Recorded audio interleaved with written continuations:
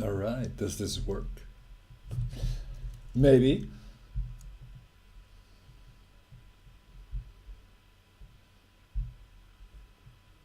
Nice.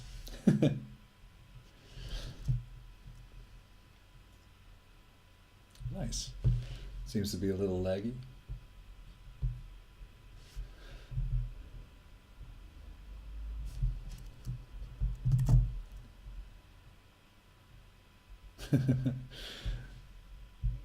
Oh, hi, Devin. What ad revenue?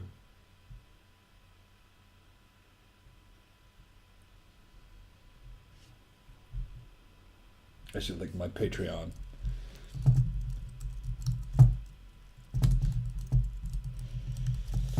Don't mind me, just let me clean up my code a little bit.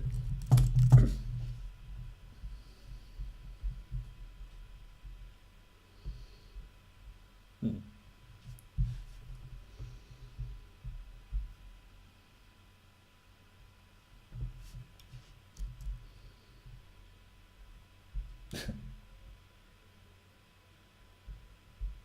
Well, I wouldn't say without memory leaks, but uh, probably a lot less.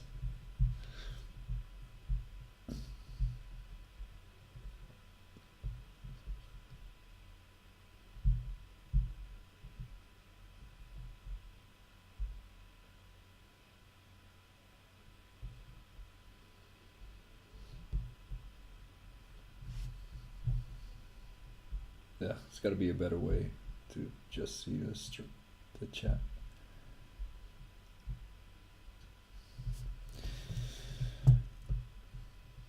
It's so quiet.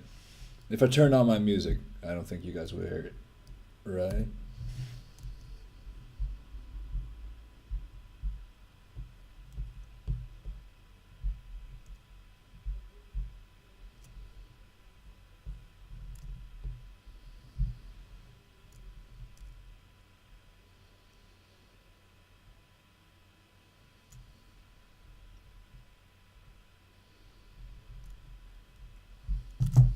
All right. Let's get started.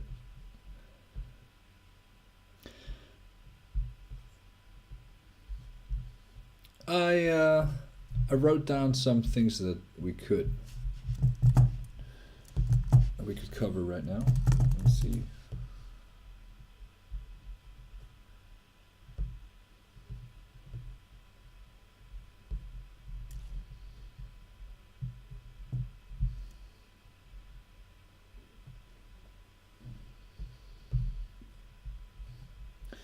I'm using OBS, and I think it only captures my microphone,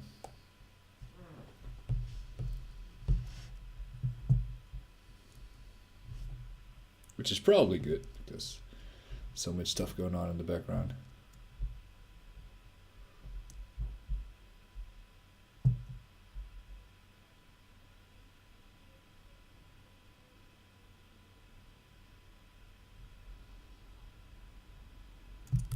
Um,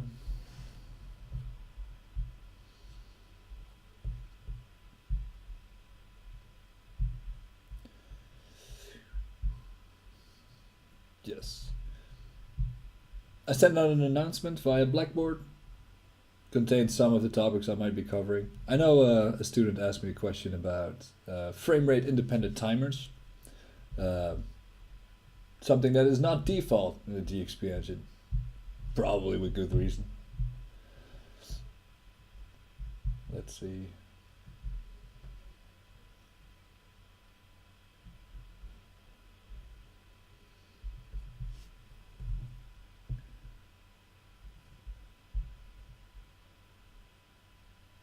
No music.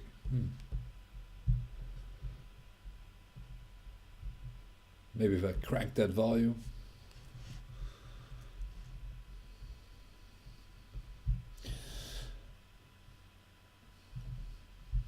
All right.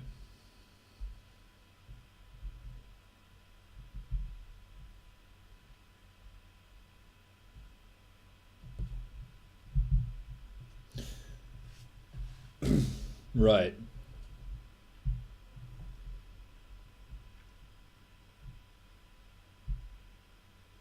Nah, that doesn't work. Well, fuck it. I'll just...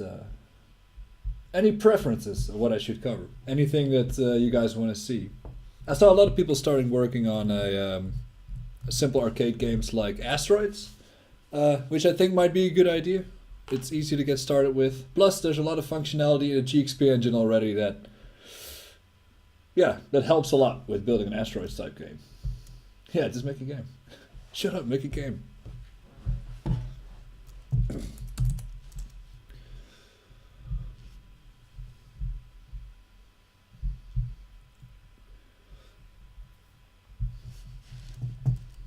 First. Oh, you can't see me adding a new class, I guess.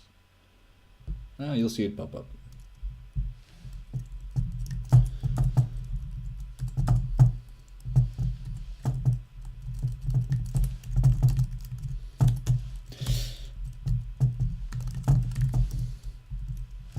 Alright, be prepared to type this a lot of times in the future. The whole using GXPEngine, inheriting from Sprite, etc.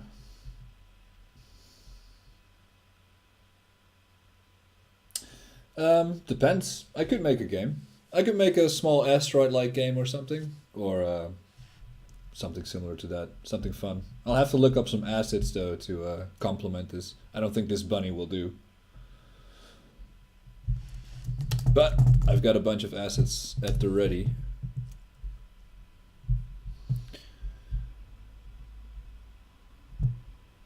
In case, yeah, alien spaceship pack. That should be perfect for an asteroid type game. In case.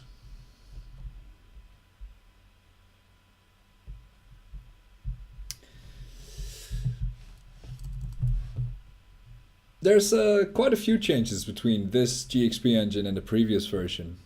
We made it a lot more user-friendly for people coming from processing by adding a complete class that does pretty much everything processing has with regards to draw methods and such. It's called Easy Draw. I'm not even sure if I covered this during the lecture, come to think of it.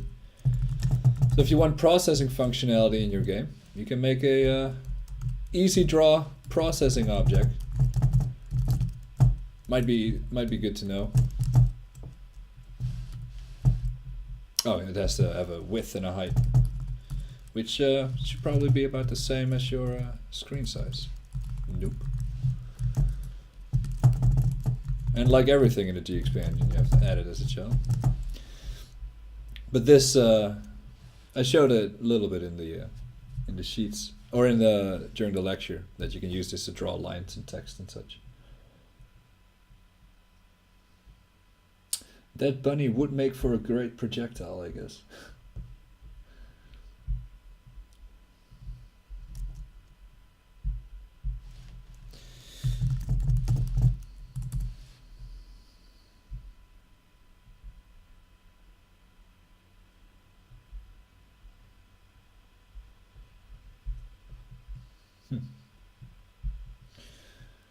Should be an easier way for this.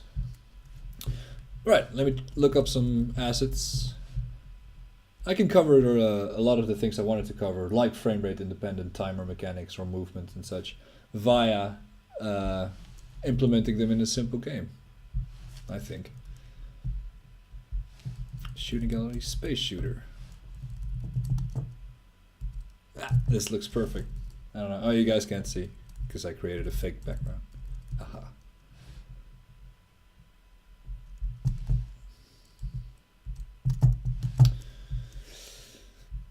A simple player ship.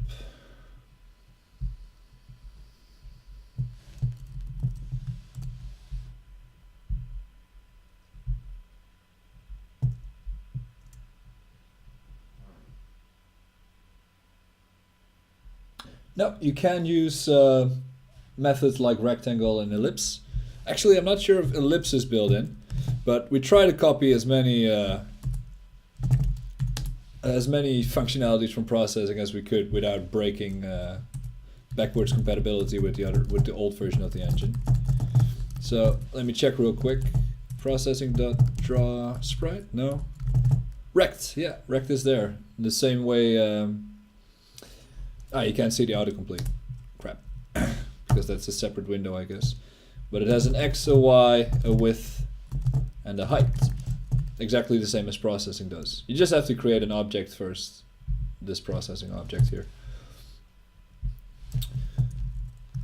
Yeah.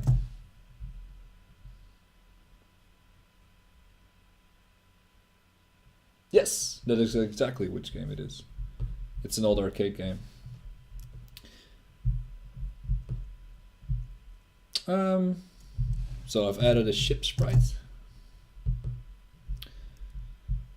Ship, not ship. For now, let's remove this again.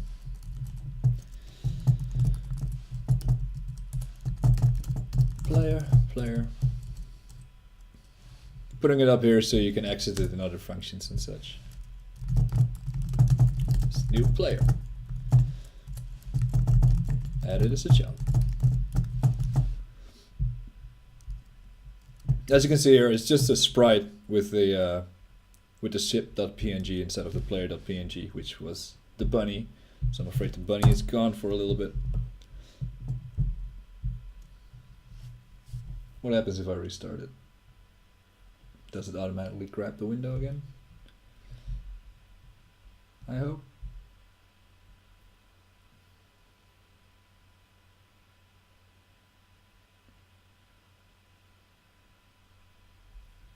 What happens? I lost most of the chat, it seems. Alright. Artifacting errors. I think it happens when the autocomplete pops up. Like if I type this dot, the autocomplete pops up. Yeah, and then it seems to glitch out because a tiny window opens in front of my my editor window.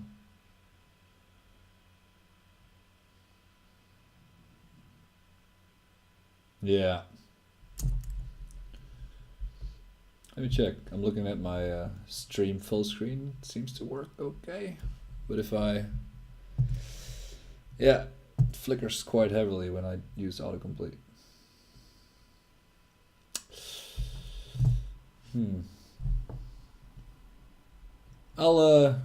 Maybe I'll change to just streaming the entire display later on if this becomes too annoying.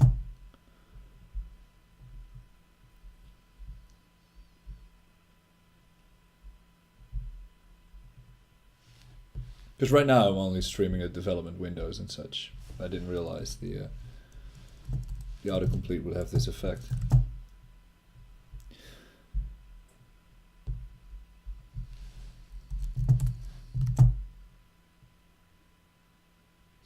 All right.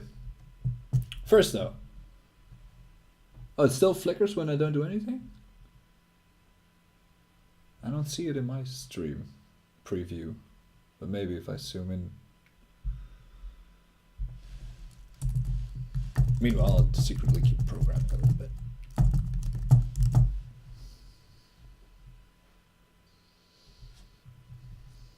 Ah, yeah, I see what you mean. Yeah, it has to do with the autocomplete. Maybe I can just disable it because I know most of the functionality anyway. Don't mean to brag, but...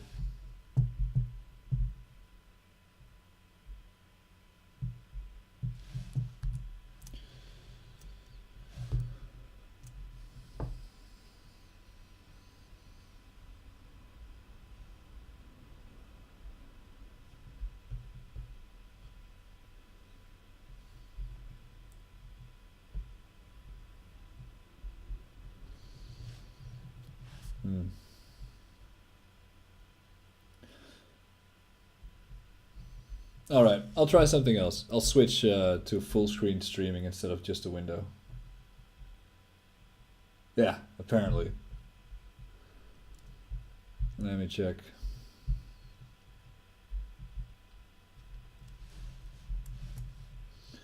If I can easily set that up.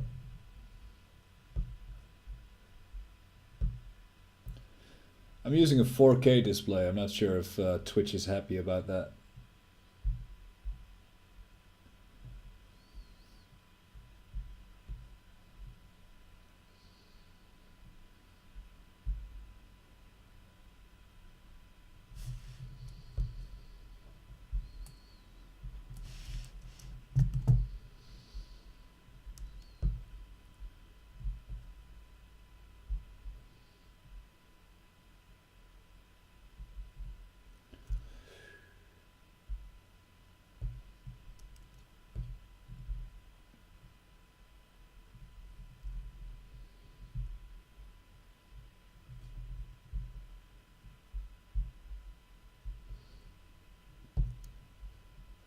Alright, that should be it. And transition.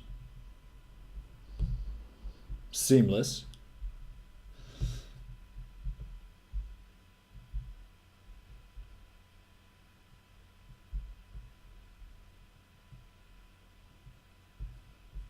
Oh, that'd be good.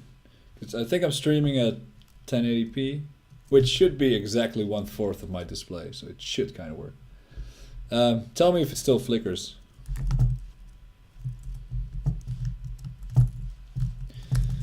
If not, I'm just going to continue a little bit. Nice. Well, maybe that's just it then. Little tiny windows opening. Alright, so with most games, you want to start out with a player class. Something very simple. And the player class will be responsible for everything that you want to have the player interact with in the game. In this case, in Asteroids, it's slightly more complex than, for example, a Zelda-like game, where you could just move left, right, top, bottom, simply based on which button you press. In this type of game, you want to rotate with A and D, or arrow left and right, and you want to add acceleration, I think. And I think you can also brake, but I'm not 100% sure. I haven't played that game in a long time. So, I'd say A and D for rotation, W for speeding up, S for slowing down. And the GXPEngine provides you with a simple input system that should allow you to do most of these things. First things first, though. You might not realize that this class exists, but this property exists. But there's a thing called rotation in the GXPEngine, which, when changed, restart. Does that work? Okay. When changed, basically updates the rotation of the sprite based on its position. For people that were at the lecture, this should be nothing new. Whoops, accidentally made a breakpoint. And as you can see, it now rotates around the top left, which is not really what we want. And to change that, we have to change the origin of this class, of this sprite, which we kind of want to be in the middle. Which conveniently will be the width divided by 2 and the height divided by 2. Now, you have to keep in mind that the width and the height are properties of sprite, and actually of a class that's above sprite. I think it's transformable. If I keep going up the hierarchy, transformable probably has... oh no, maybe it is a sprite property.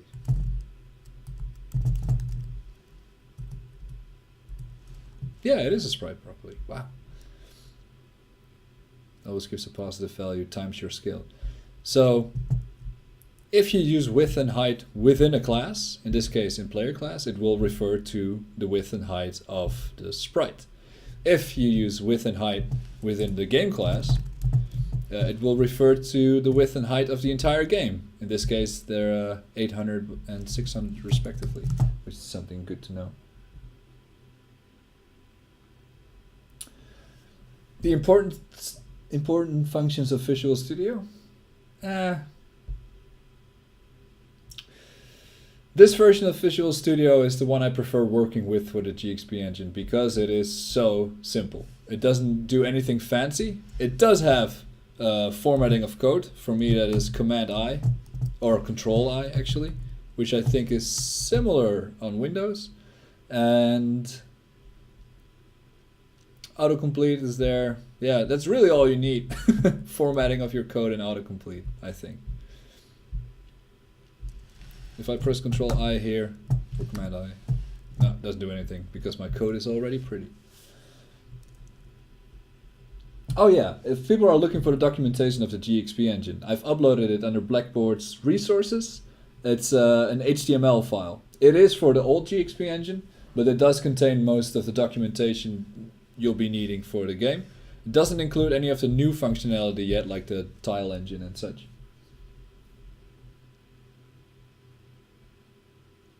space for braking might be good as well. Though I do think you can go backwards as well, so then braking wouldn't be the right term, I guess. As you can see though, you're already rotating in the corner here. Let me lower this a bit.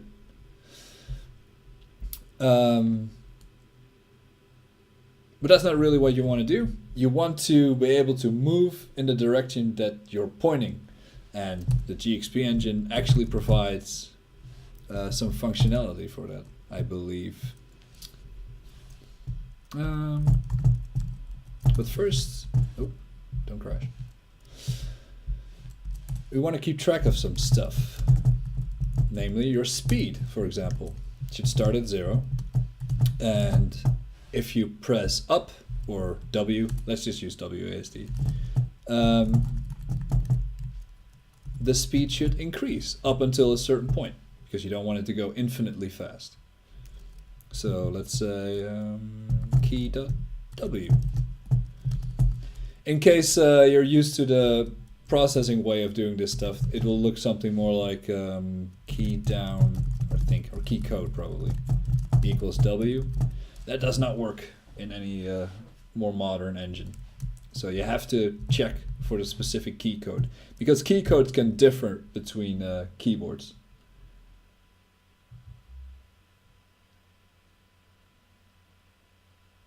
Oh, braking as in like stopping all momentum.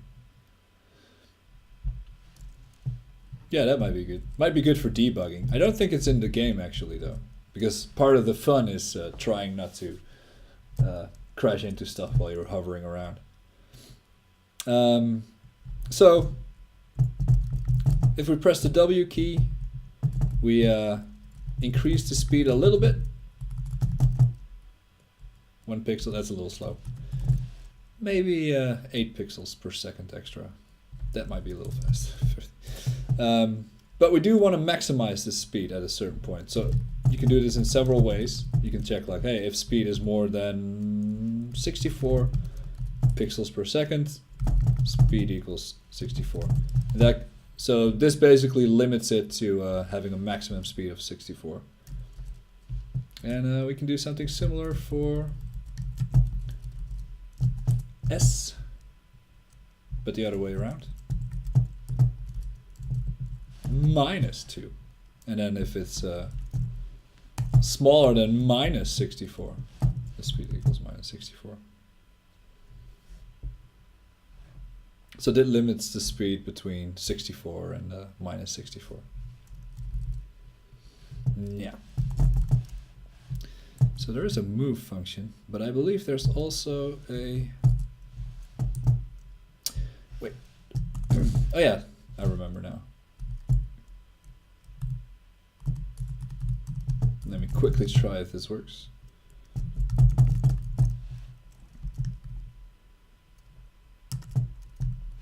Probably should turn off the auto rotation.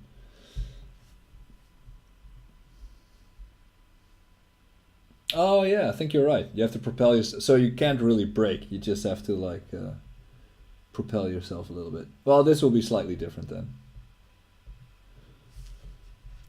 All right. Let's see if this works. So if I press down, whoops, out of the way. I might have upped the whoops. I might have made the speed a little too high. Also, going in the wrong direction. This is down, and this is up.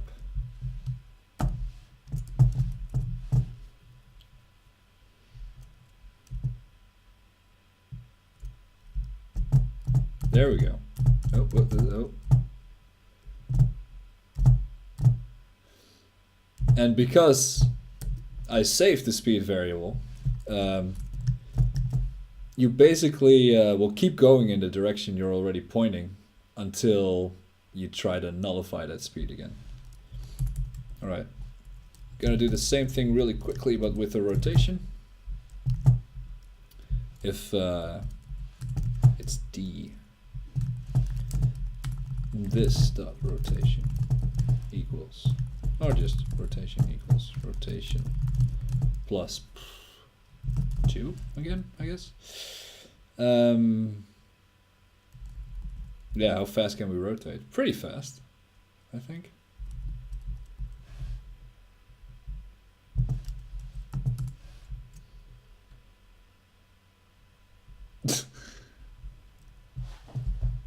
Yeah, it wasn't entirely planned to be this fast.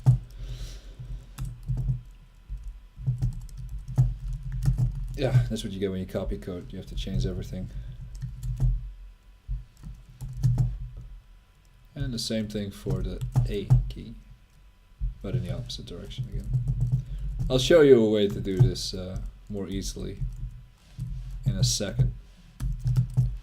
It'll save a lot of lines of code.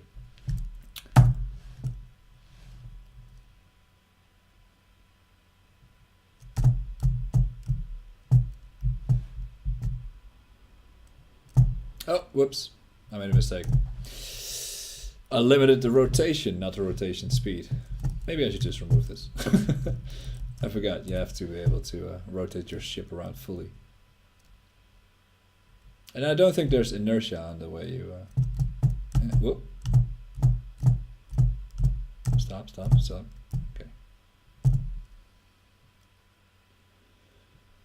Yeah, I should probably up the rotation speed a little bit.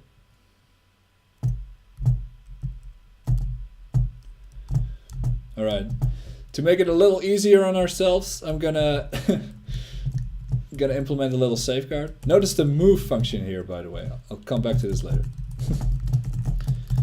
But this is a very, very useful function that you'll be using, or method actually, that you'll be using a lot. A decimal number does not automatically become a double, depends.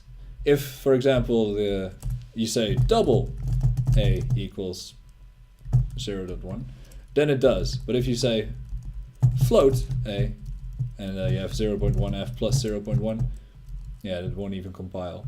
So I don't think it has to do with the context. Yeah. Oh yeah, you might be confused by why all the Fs are here. I'm sorry, I can't really keep up with the chat. For some reason, it's not updating.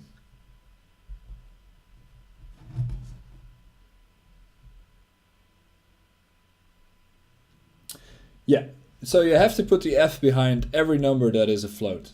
Some numbers will automatically be converted to floats if they know that in the context it is a float. But generally speaking, it's good practice to put a .0f behind it to also make sure that it's slightly, well, more accurate.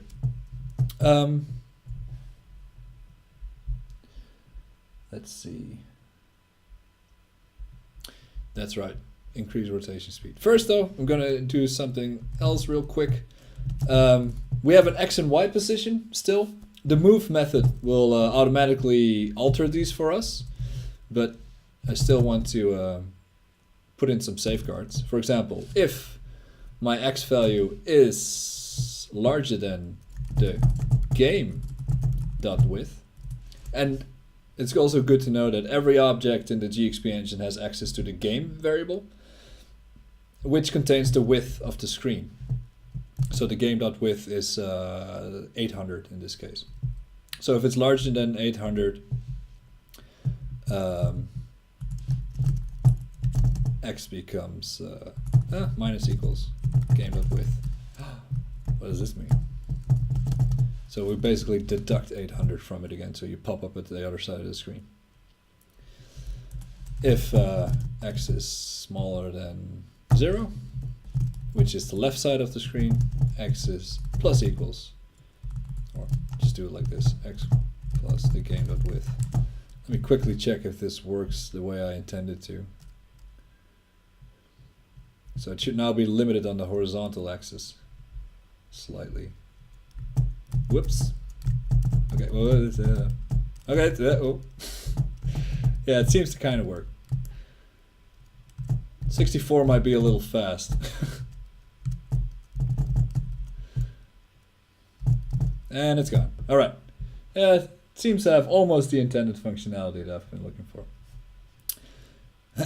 However, well, I'll fix this later. I'll also do this for the y-axis just to keep us on the screen, because I seem to be losing my my sprite too easily.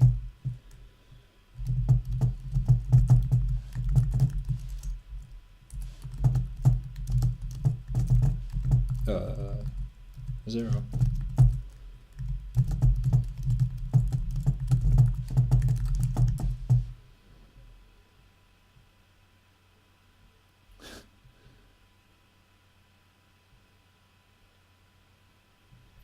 You're right. I don't think this is exactly how it's done in asteroids, because in this case you're always moving towards where you're pointing, like this. And in asteroids you move towards where you're basically thrusting your spaceship. So you can rotate it around freely and then thrust in an opposite direction. But I can change the controls later to fit this more. For now though, this seems to work okay. If I speed it up, it still works. Slow it back down. Maybe this is a different type of asteroids game. Maybe this is more Asteroids meets GTA 2. There is a physics course still, yeah. It's in the 3rd quartile now, not in the 2nd.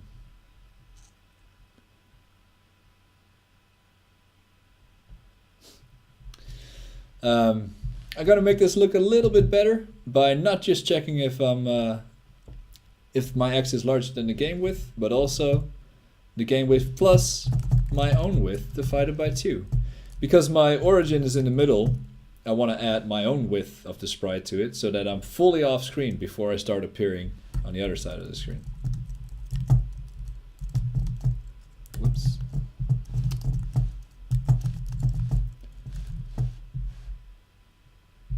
This might be a little overkill, but still. 0 minus is the same as just minus your width divided by 2.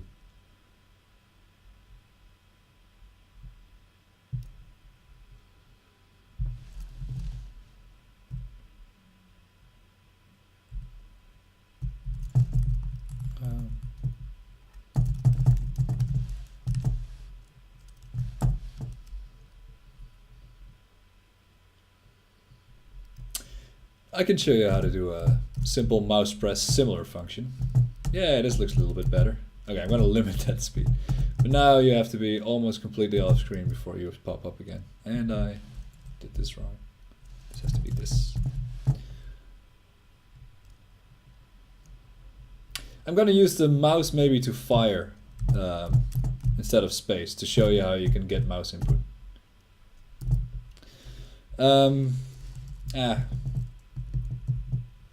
For now, this is fine.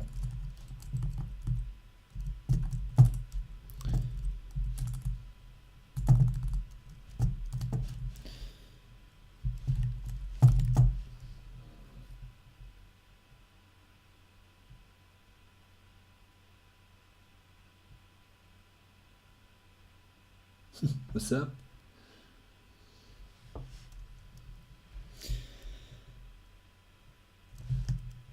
All right, I'm gonna introduce a variable here called max speed because it's right now it's 64 and that might be a little too high.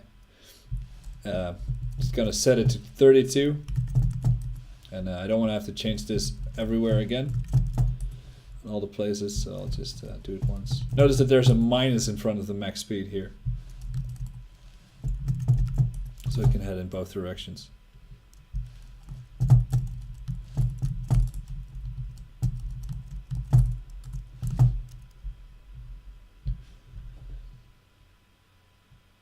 Really fast tank. Think of a spaceship as a really fast tank. I don't think I've ever heard that comparison, but yeah. Still pretty fast, but not uncontrollably fast. And I'll also include a rotation acceleration. As I write acceleration, right? Because right now I'm rotating way too slow to control it a bit fluently. Let's make it 8, 4 times faster.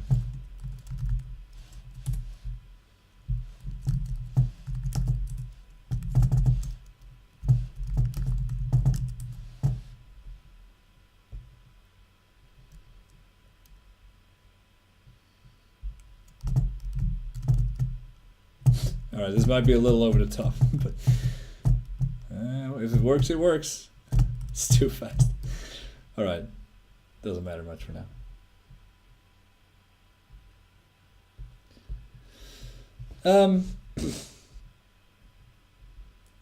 The before we continue, I'd like to talk a little bit about the move method, because it's so useful in the GXP engine. Because, I don't know if it'll show up if you click on it, it moves the object based on its current rotation, instead of moving the object just over the X and Y axis. Yeah, the rotation does look a bit iffy. I think the sprite is slightly off-center.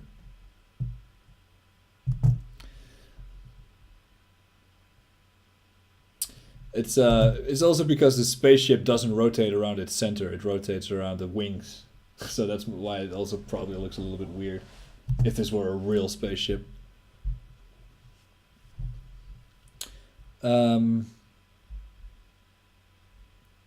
But the move method moves it based on its current rotation. You can see it calculates what its current rotation is, and it does some matrix magic right here.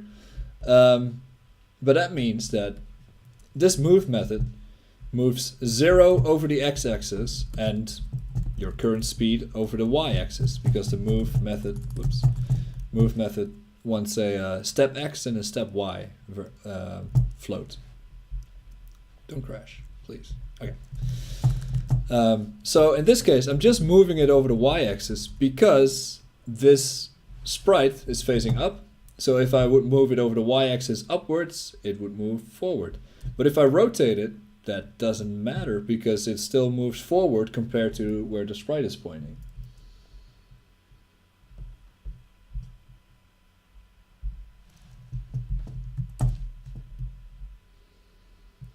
Let me check if I rotate around the... No, it seems to rotate around the center if I don't move forward. It just looks weird if there's velocity behind it. But it does rotate around the center. I'm using a pretty shitty Bluetooth keyboard, so there's a bit of lag between the keyboard and the screen. If you don't move too fast, you can see it does rotate around the center. But it will keep its momentum, so it'll look slightly weird. Alright, I'll just have this boy flying around for a bit.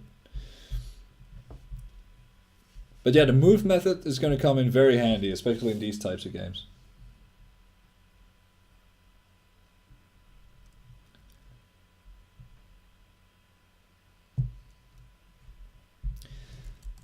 Yeah, it's an optical illusion. Or, yeah, gezichtsbedrog, as we say in Dutch.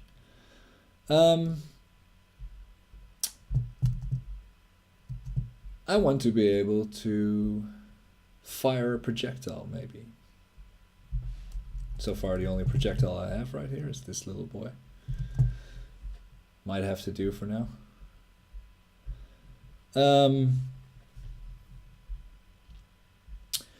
I could make the controls more like actual asteroids, but for now, let's just say you're controlling a GTA-like spaceship. GTA 2-like spaceship. My GitHub. I don't think I have a GitHub. I have a Bitbucket, but everything's private on it. I mean, why not? I want to be able to fire bunnies because they deserve to fly through space as well. I'm going to add another class called projectile. Add new file, empty class, projectile. Projectile is a nice generic name for anything that has to be fired from a gun or from a spaceship or something like that. We're using the GXP engine. It's also going to be a sprite, but this sprite will be based on, well, I'll rename this bunny over here projectile. Projectile.png.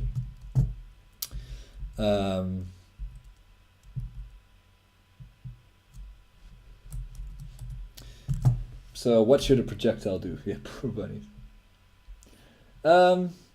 I think I'll stream until I finish most of the basic functionality in this game. So you should be able to fly around the way you want. You should be able to fire projectiles with the mouse in the direction you're pointing.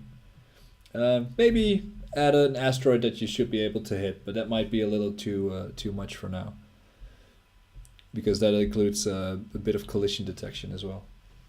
For now, Oh yeah. Well, I'll use a mouse pressed like method. There is no mouse pressed as in processing, but there is something very similar.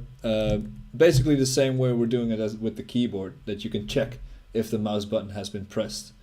And I'll do that to fire the projectile actually, because why not? However, if a projectile is fired, it should do something. It should move, right? It should probably also move in the direction it is pointing. So we can still use the move method, set it pretty high, 8 pixels per second. I don't know if that's fast. We'll see, I guess. That's really it. It just flies off as soon as you fire it. But the way you fire it is kind of important. So back in the player class,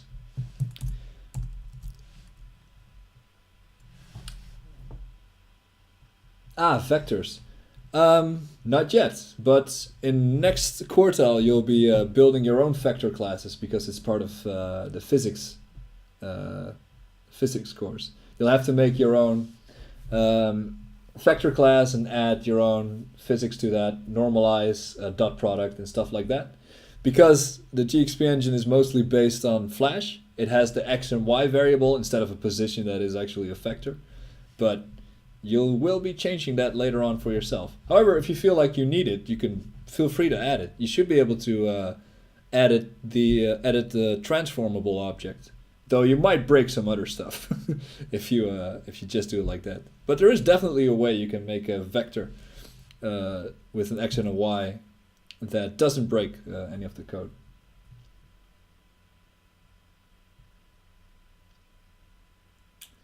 So a game object does not have a width and a height because it's just basically a zero-dimensional object that is not on the screen. It is added to the... You can use it as like a parent object, but it doesn't have a width and a height because there's no sprite attached to it or any collider.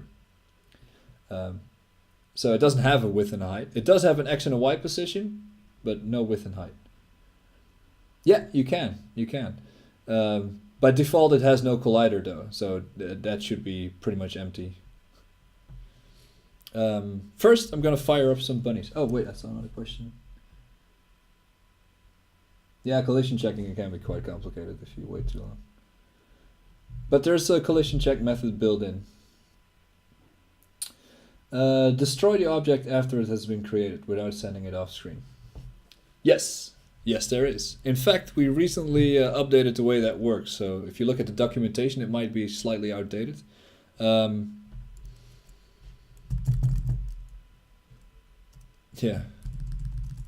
Destroy. There is a destroy method. If you call that, this object will be gone. Yeah, Raging Graham, you're right.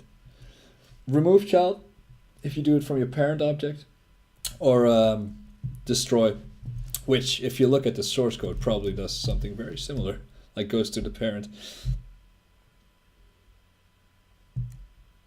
It's slightly more complex, but it does check if your parent has you, and then it destroys you, which sounds more dangerous than it is. I'll show you how to get mouse input first. So there's a get mouse button. The number represents mouse button 1 or 2, which is left or right mouse. I think there's also a middle mouse. I don't think I've ever used it. In this case, you can also see the up and down, which are basically methods that fire once. Yeah, what Devin said is correct. It's very similar to what Unity does.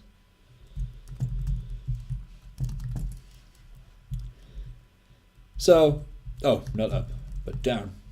This means if you basically click your mouse down, fire a bunny.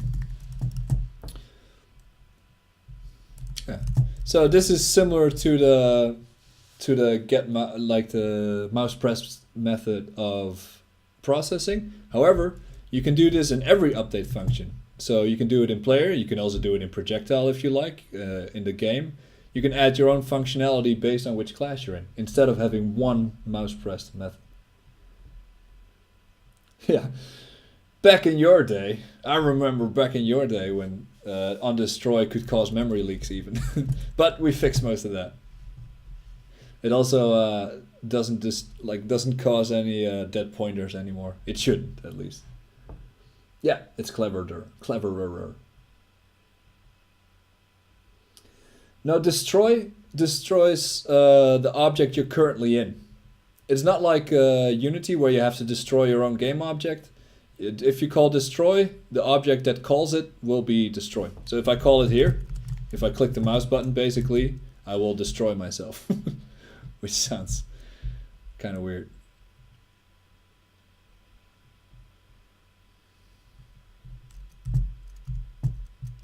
Click. And I'm gone.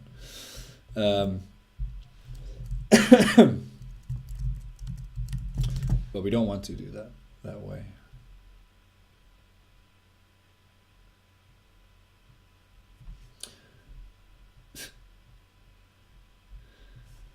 I should probably start my player somewhere in the middle, because otherwise I have to maneuver it to the middle all the time.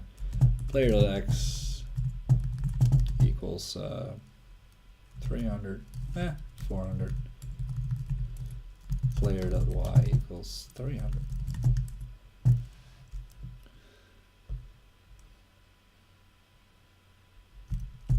Yeah, this makes it a little easier. All right. But instead of destroying ourselves, let's fire a projectile. The last lecture will be all about adding special effects, particles, and making stuff look good.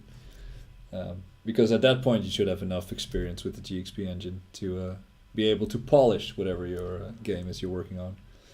The easiest way to do this? Well, there's several ways to add a projectile. First, you have to create a new one. Projectile equals new projectile. Now you have one. However, it won't be visible yet. So what you probably think you should do is add the projectile as a child, which will also show the problem with add child, or actually the benefit of having add child. I'll slow it down significantly so it's easier to see. But tell me if you can spot what happens.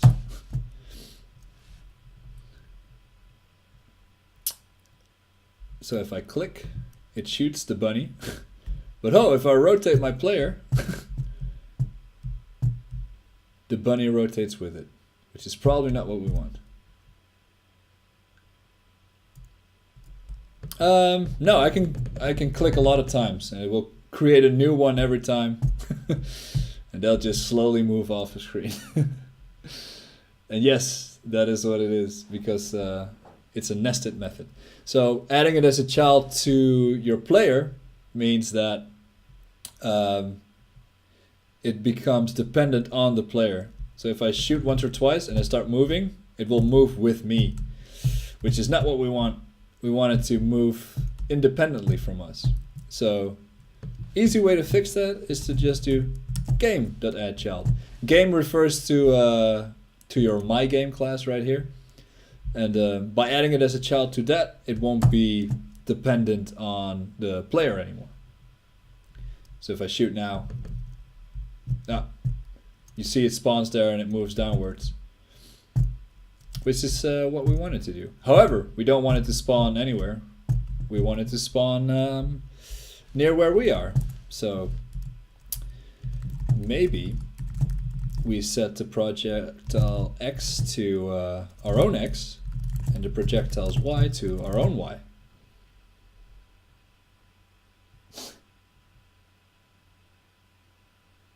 You could. Yeah.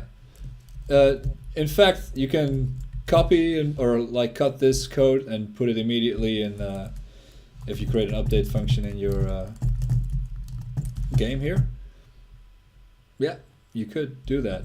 However, you would not be able to get, you have to do it like this then to get the player X and player Y, because you wanted to start firing from wherever the player is. If you run it now, you'll see that it'll spawn next to the player. Still has a weird offset, but then again, we're firing bunnies, so who am I to complain? but you can see it spawns just under the player. I'm doing it from player because then you have access to the X and Y variable of the player immediately, but doing it in game might actually be better because though the player is firing the projectile, after that the player is not really responsible for it anymore. So the projectile moves at a steady pace, marching towards the bottom of the screen. But we kind of want it to march in whatever direction we're pointing. So if we copy our rotation to the projectile's rotation, just like that, it should... I hope I didn't flip it around too much. Yeah, we are able to shoot these bunnies from our...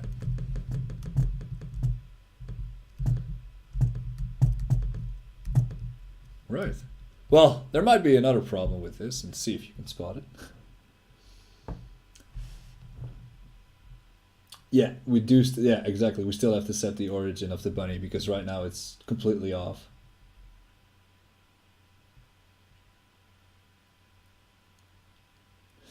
Can you change the draw order? Yes, you can. There's a few ways to do this. Easiest way right now might be instead of using add child, we use add child at, which adds it at a different position. And I think if you add it at 0, that means you add it as if it were the first one. So in front of player. Basically switching positions with the player. You can see it moves behind the player now. That's one way to do it. There's several other ways that I'll go in later, but still.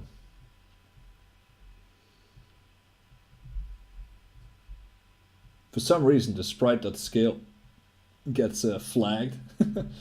I'll allow it.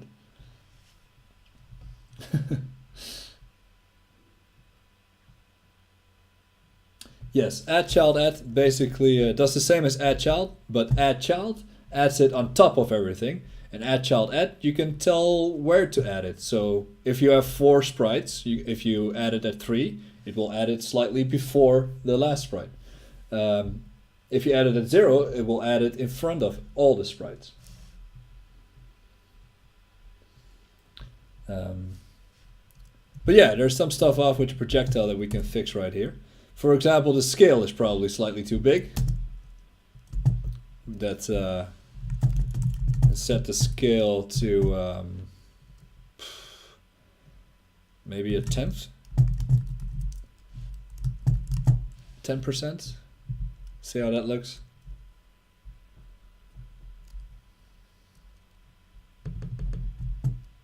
That might be a little too small, but at least it seems to work better now. We also still have to change the origin. And it's important to realize you have to change the origin after you've scaled it, because otherwise it doesn't make sense anymore. If you put it on 32, 32, and the sprite is smaller than 32, it'll look very weird. So if we put it, the X position is going to be in the middle, which is the width divided by 2. And Y position should be at the bottom, which is at the height, instead of it being at 0 or in the middle as well. Though it could also be in the middle, but I think this might look slightly better.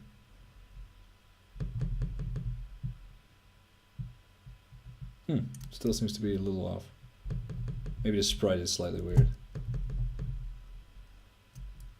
Also, they can move a little bit faster, I think. Because now they're very slow.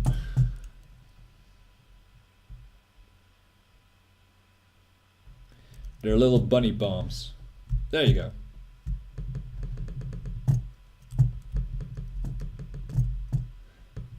Yes, this looks better. Though, as you might realize, creating all these projectiles and just sending them off into space might eat up a lot of memory. So after a while, your RAM will fill up, which is something you have to keep in mind. For now, it's not too much of a problem, but let's say that we're going to keep track of how many frames they've been flying for. Just going to introduce a counter. It starts at 0. Don't crash. And to keep our memory nice and clean, every time before we move, we add a little bit to the counter.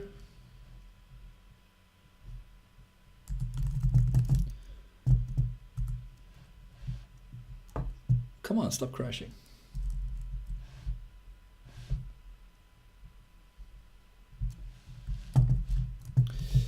Equals 60 frames per second. Let's say it should go on for about 3 seconds. So that's 60 times 3 is 180.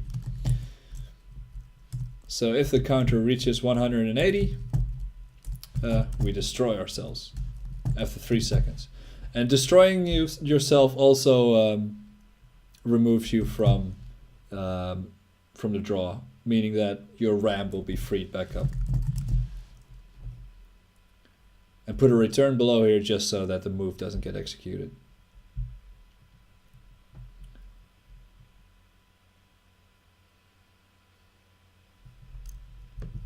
One, two, have to, 1, 2, 3. They're just off screen. Alright, maybe I should lower it to 60, so you can only shoot, they only fly for about 1 second.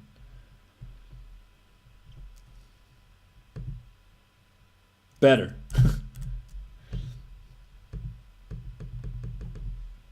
So now they clean themselves up after a little while.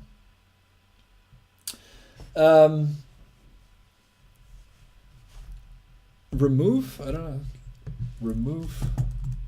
I don't think remove exists in Sprite. But destroy basically calls remove child for you on your parent class. So it will automatically find where you are in the game and remove you from it. But if you know where your object is, remove child is slightly faster than destroy.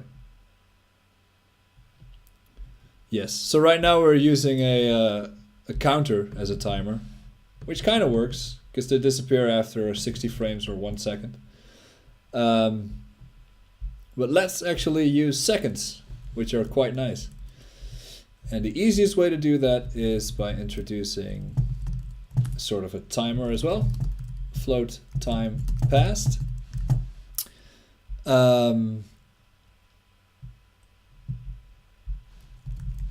Starts at 0. Every update, time passed plus equals time dot delta time. Thanks, autocomplete.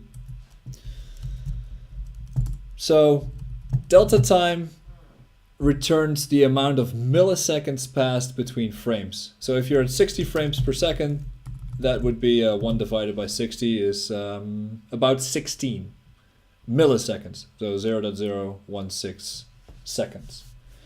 Because this is in milliseconds, we can either divide it by 1,000 or we just check for it in this way. So if it's larger than 1,000, probably the easiest way to check. That means that at least a second or more has passed. And then we call destroy. So it's basically the same thing, but it's not frame dependent anymore.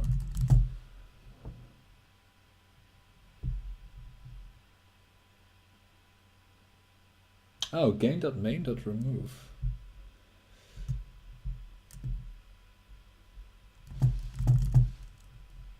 Oh yeah. That's an internal method. You don't have to use this generally speaking. This is automatically called for you if you remove a child. This makes sure that the update doesn't happen anymore and the collisions are not checked anymore as soon as the object gets destroyed. Because otherwise, like for example, this projectile destroys itself, but afterwards it still moves, meaning that it could cause a collision even though it's technically destroyed. So you don't want that because you've called destroyed on it. You want it to be like non-existent in the game anymore. All right, let's see if this works.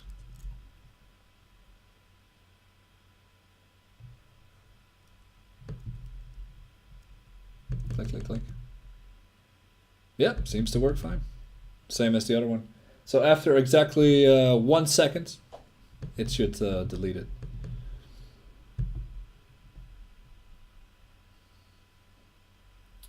Yeah.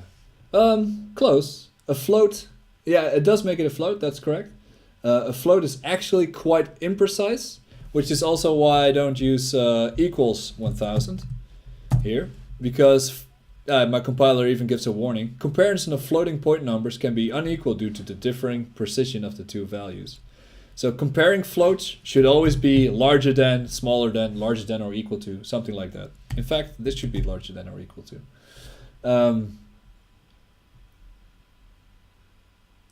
Yeah, you can do that. You can destroy another class as well. Like in, you have to have a reference to it.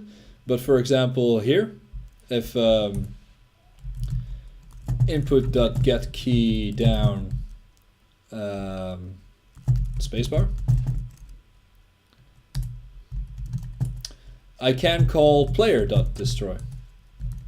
And it will destroy the player. You don't have to call it from yourself. It's the object that executes it that is the one that gets destroyed. So in this case, click, click, click, I'll shoot. But if I press the spacebar, the player will disappear. Even though the game calls the destroy method, it is being called on the player. So that means the player is getting destroyed.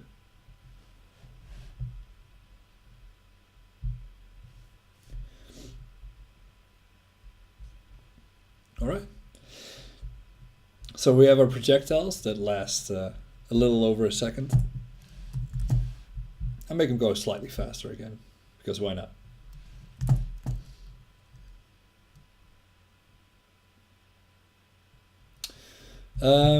Yes. Whoever asked that, Raffle. Yes, it does make the reference null. So if you try to call another function on it, in fact, if I press the spacebar twice, it would probably give me an error. It doesn't. So maybe no, it doesn't make the reference null, but it should. Destroy, remove from game. Oh no, it doesn't make the reference null. No. It's that's the way C# works, I guess. Even though there's no reference to the player anymore in the game itself, there's still a reference here, meaning that the memory will not be deallocated yet. If you want to destroy it fully, you have to set it to null manually, like this. Player.destroy, player equals null. That will free up the RAM again, in case you really want to. You need those kilobytes back. But this will free up the RAM again, and the garbage collector from C# will come by and remove it from the memory, which is actually what it's called. It's called the garbage collector. Yeah. In C++, however, if you do something like this, you probably crash your program. Or on Windows, might even crash your computer. Do I have to make an instance of an object in a different tab if I want to use it here? No. Where you instantiate the object doesn't matter much. It's my rule of thumb is it has to be a logical place. So the game creating the projectile here, which is defined in another tab, that's fine in this case. Like I had it earlier when I shot it from the player, that's probably not the best place for it.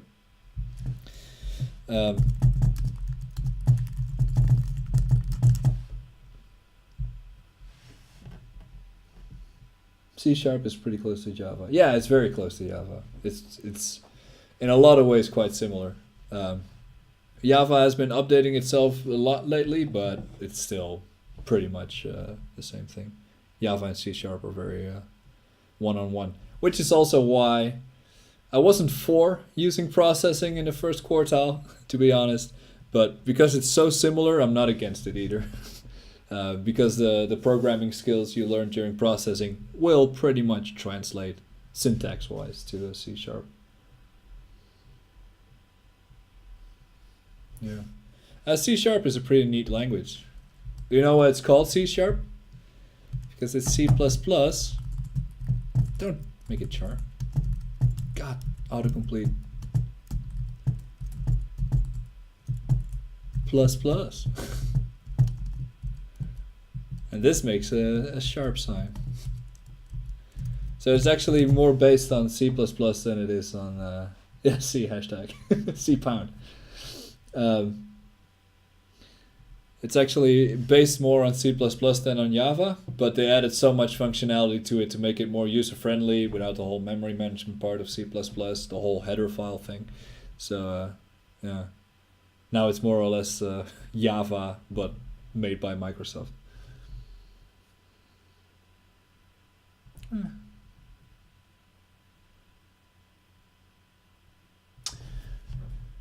If you had to use an instance rather than call the object directly.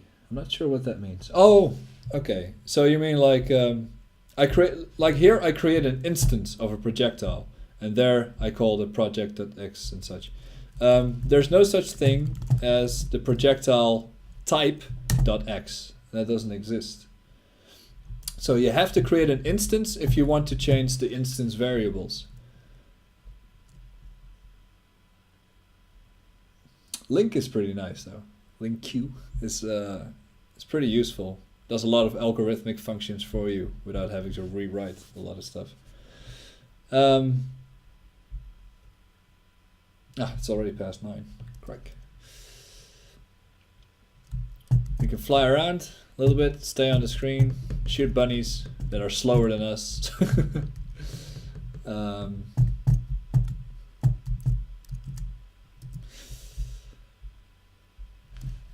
Let me see if I have a sprite sheet.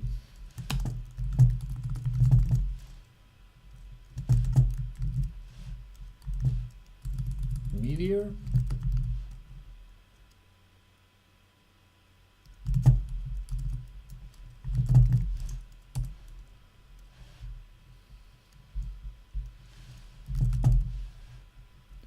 Oh wow, there's a lot of meteors. That's pretty big. Alright. Put it in the debug directory. Add a background. Well, there's a lot of ways to do that. You can just, like, depends on what you want to do. For example, I have some wallpapers here. If you want to add a nice wallpaper as a background, let's see one that kind of makes sense with space. None of these. None of these really make sense. Space theme, I think. Alright, I'll just grab a random one that's not too large in size.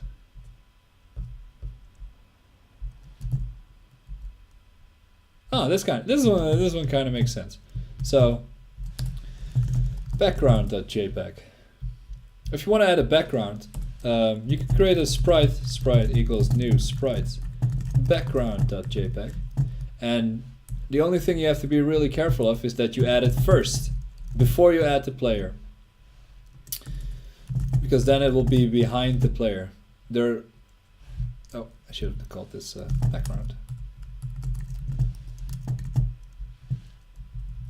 In fact, I can do that immediately after I create it.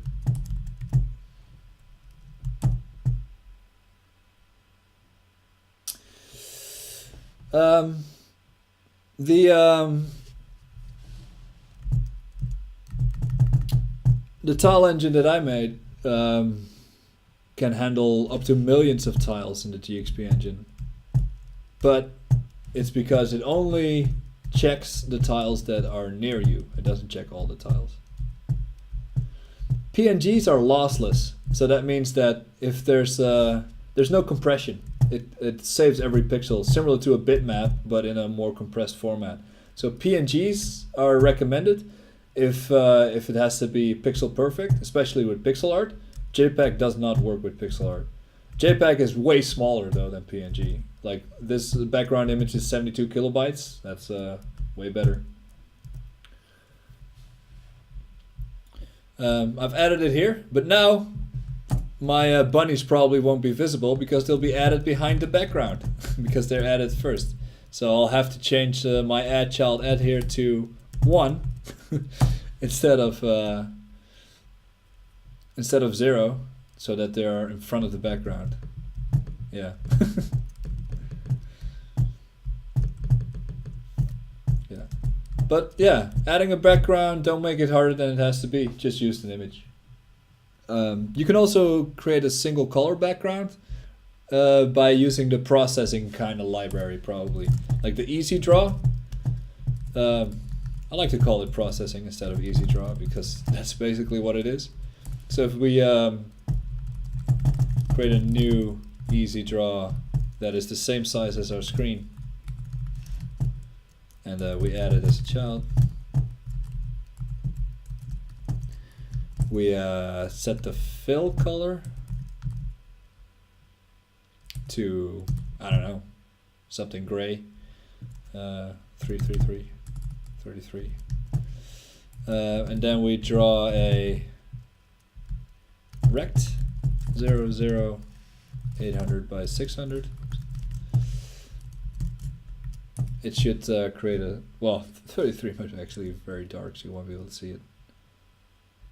Oh yeah. Now you see it. Now you see what happens if you use a 4K screen with a high DPI. And this shouldn't happen on your laptops or computers.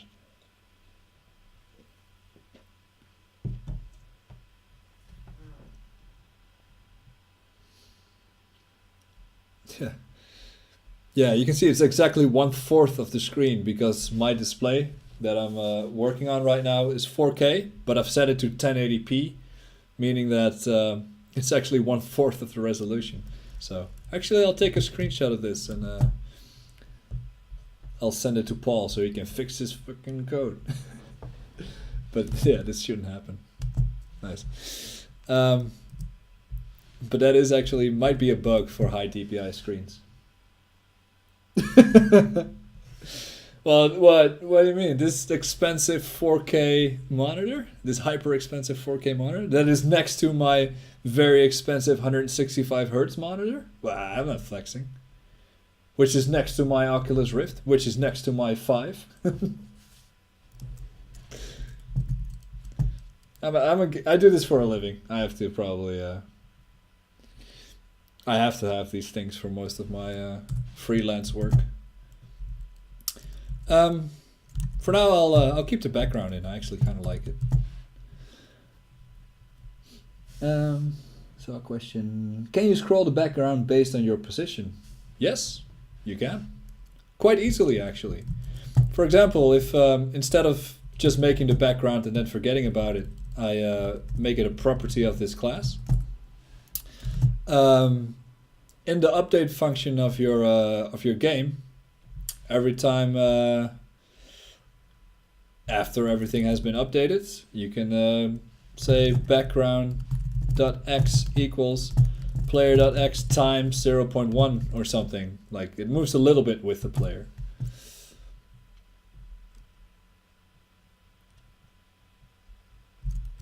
Not really what you want, but you can see it scrolls with the player a little bit.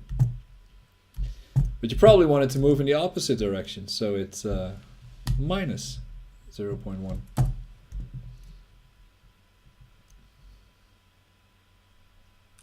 There is actually a tile engine in the GXP engine built in now, like based on what we used to teach at Level Editor. But you can see the background moves with the player over the x-axis now, and you can do the same thing for the y-axis.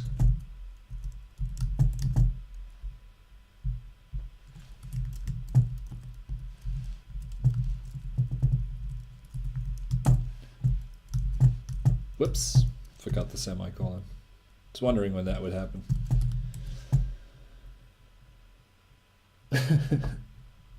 160 Hertz, that's a full 4 Hertz more than I have.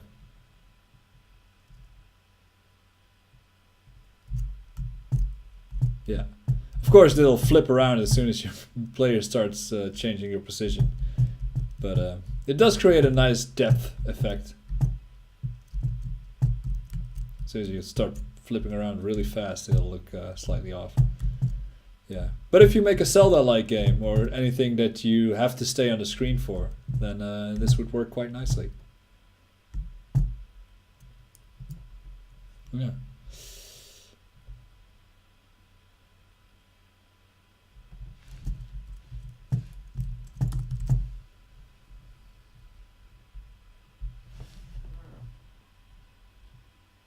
How do you change the base animation sprite to another one? Example, walk animation sprite to jump animation sprite. That's a good question. Let's see, do I have an animation sprite here that has multiple thingies in it? It's not enough. There are several ways you can go about that. Yeah, you can... The easiest way is to have a sprite sheet that contains all of the animations. So a walking animation and a jumping animation. And instead of just trying to change the entire sheet, like trying to change the texture, you just only display when you're walking, you display the first 3 sprites. And when you're jumping, you display you switch between sprite 5 and 6 of the animation sprite. If you have 2 animation sprites, maybe you can combine them. Actually, there's a free software called Shoebox that Shoebox. Sprites that allows you to easily combine sprite sheets or loose images and such. It's a simple tool. You drag all your PNGs to it and it will create a sprite sheet for you. You just have to make sure that it's the way the GXPEngine expects it. Like they're all one after another. Like this, a frame sheet.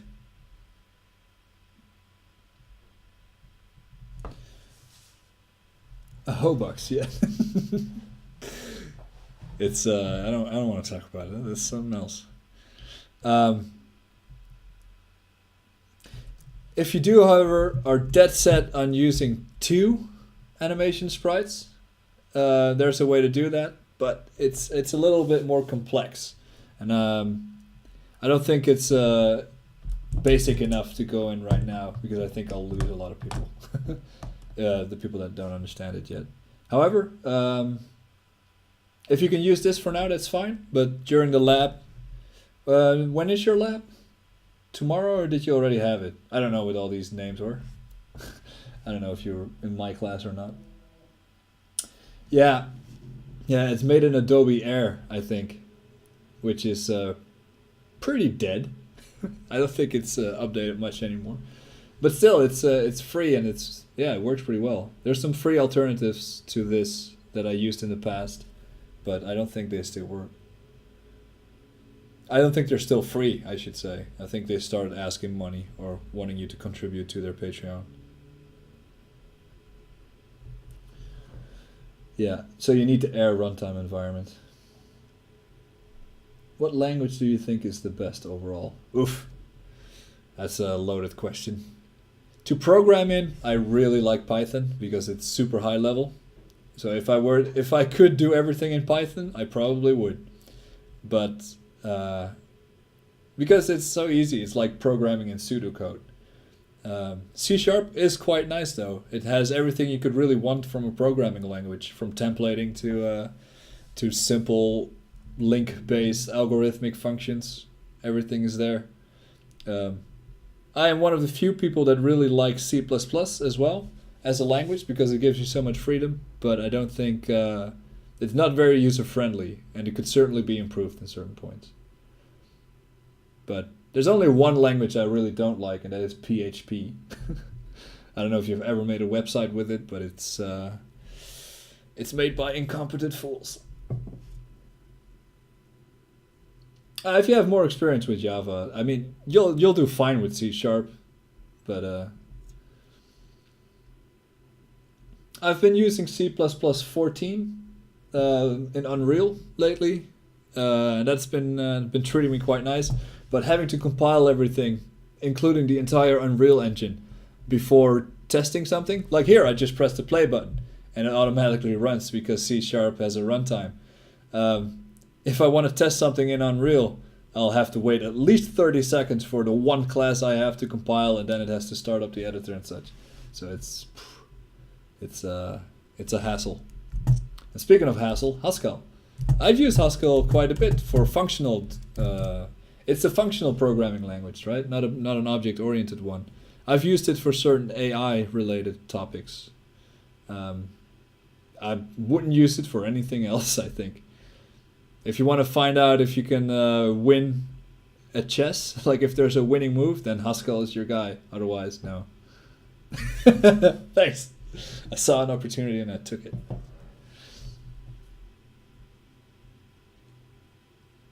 Oh, probably. I don't think that functions with Unreal, though. At least I haven't found it. Though I must say I've been working on Mac like for a long time now because no blue screens if you have any memory leaks. I do have my Windows set up here, but it's mostly for VR related stuff. I haven't done development on that since I made the VR escape room for a client. And I don't really like working on Windows very much.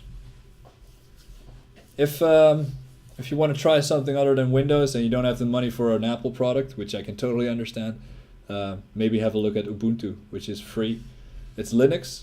It's based on Mac in a lot of ways, like the icons are on the left side of the screen and such. And it has all the good stuff that Linux has, but and all of the usability that Windows have. But it doesn't support many programs yet, though there's probably an open source version of whatever you want to run. In fact, the GXPEngine does run on Linux. We've tried it. Yeah. Well, when I started developing 12-ish years ago, you don't really have to leak that much memory. If there was a memory leak or you accessed invalid memory, like from another program, it would just blue screen immediately. And yeah, try to find out what goes wrong in your program, especially if you use a library that you didn't write.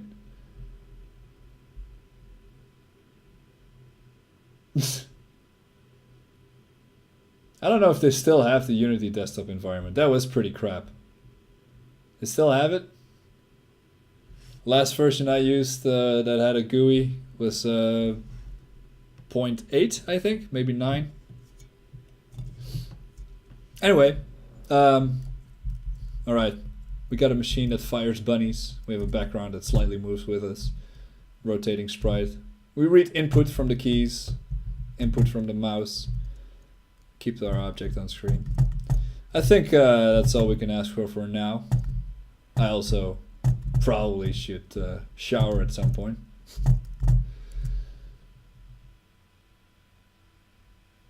Wow, if Canonical even admitted it was trash. I don't know why they switched so suddenly, because GNOME was actually quite fine. I really enjoyed GNOME.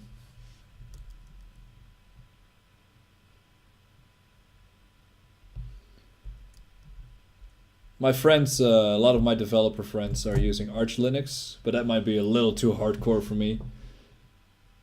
I plan on doing this at least once a week. So after the lectures, I'll let me check the schedule actually. And by schedule I mean the roosters.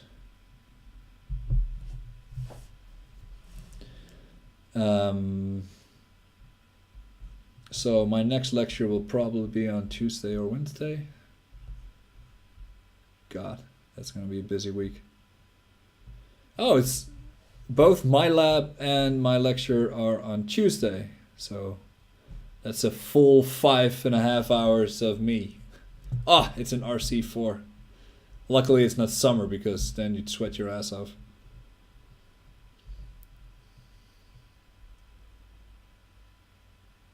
Arch Linux is super non-user friendly, but people love it for some reason. It's also like, it gives you a bit of bragging right, because it takes quite a bit of work to set up, but as soon as you've set it up, it's very fast.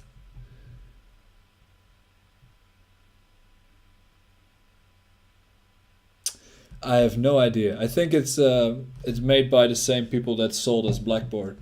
Basically, they have a monopoly on this shit. There is I think it's Roosterlicious or something. There's nah, that's not it. Nah.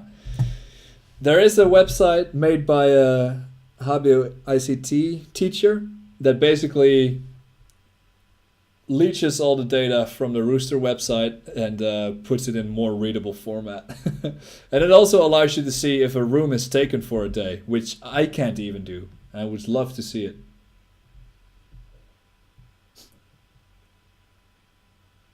What's that about APIs?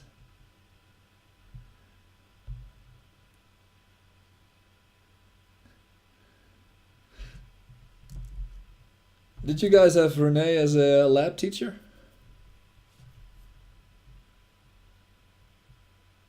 Oh, yeah. I'm already happy they included. I remember when I was in, well, because I studied at Saxion before I went to the university, and I remember building my own thingy to include it in my calendar as well. And I'm quite happy they actually. Wait, they made an export, right? I thought there was an export to a calendar. It's gone? Fucking hell.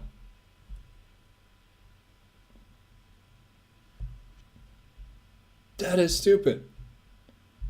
I mean, it's in my calendar.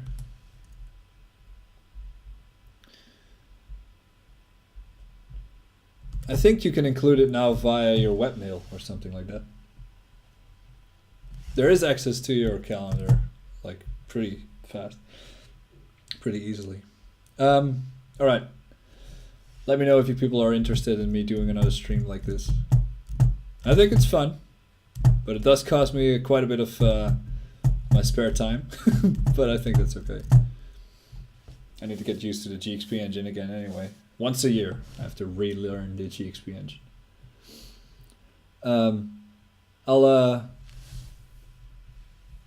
I'll see. The thought of this should be available. I think I enabled it. Otherwise, people that didn't watch are just have bad luck, I guess.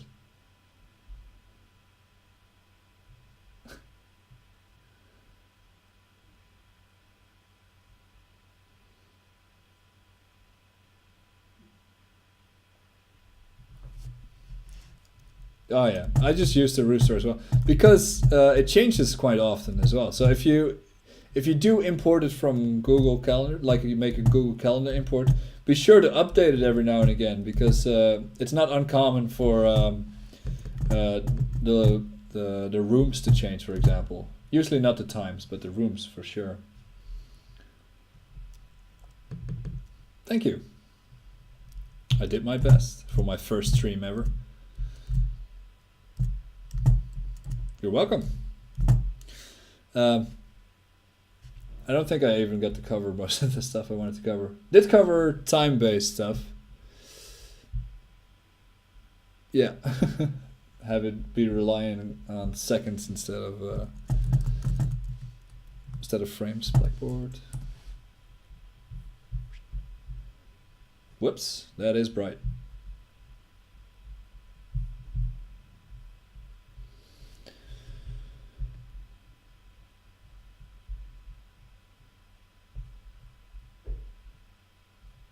Fluid movement via vectors, inertia bouncing around the screen. Well, in a way, but not really. Next time though. I was thinking about maybe making a Pong-like game initially instead of asteroids, but here we are.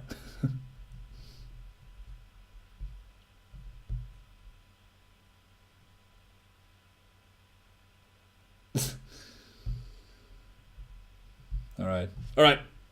I'm gonna do some other stuff anyway. I have to finish some work for tomorrow anyway.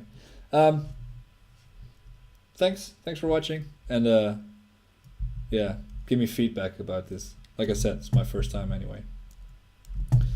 I'll see what I'll do with the source code. Maybe I'll upload it to Blackboard at some point. Probably not now because people that didn't watch the stream might be confused.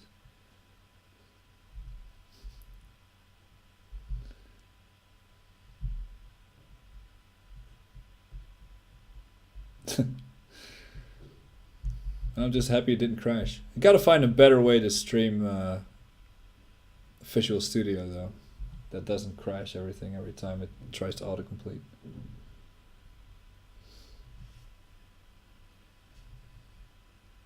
Alright. I'm gonna go take a shower and then probably do a lot of work still until like 1 AM. I'll talk to you guys later.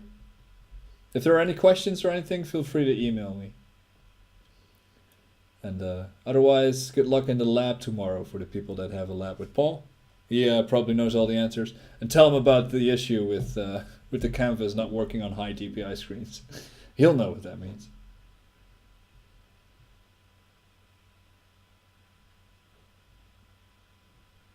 Oh, lucky. I have the day off as well, but still have a lot of work to do.